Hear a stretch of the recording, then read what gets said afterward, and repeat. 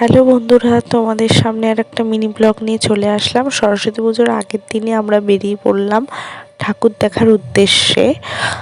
আমাদের এখানে কৃষ্ণনগরে অনেকেই জানো হয়তো, এখানে ভালোই পুজো হয়। আর এখন তো ইদানিং বড় বড় ঠাকুর হচ্ছে, প্যান্ডেলিংও বেশ সুন্দর করছে, থিমও করছে। যেটা এমনি দুর্গা পুজো, কালী পুজো, জগদ্ধাত্রী পুজোই করে, সেটা এখন সরস্বতী পুজোও করছে। এখানে অভিযান ক্লাবে আমরা চলে গিয়েছিলাম, সেখানে গুপি বাঘার থিম করেছিল, তো খুব সুন্দর হয়েছিল।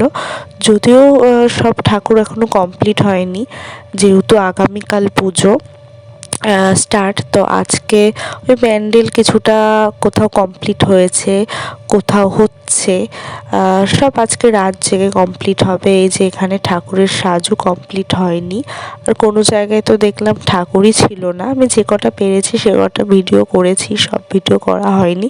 আর এখানে সুন্দর ঢাক বাজছিল, সেটা দেখছিলাম, বেশ ভালো লাগছিল।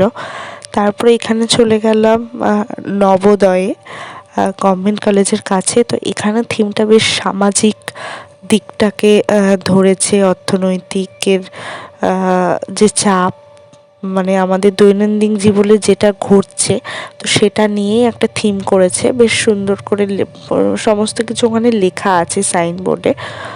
তো এটা দেখলাম, তারপরে এটা চলে আসলাম। এখানেও এই থিমটা আমার ভালো লেগেছে। যে কটা থিম আমার ভালো লেগেছে সেগুলোই আমি ভিডিও করেছি, সবগুলো করিনি। যে কটা ভিডিওতে দেখলে, এছাড়াও অনেক কটা ঠাকুরই দেখেছি, যদিও ইনকমপ্লিট ছিল সবই। তারপরে দেখে টেকে ঘুরে টুরে চলে আসলাম।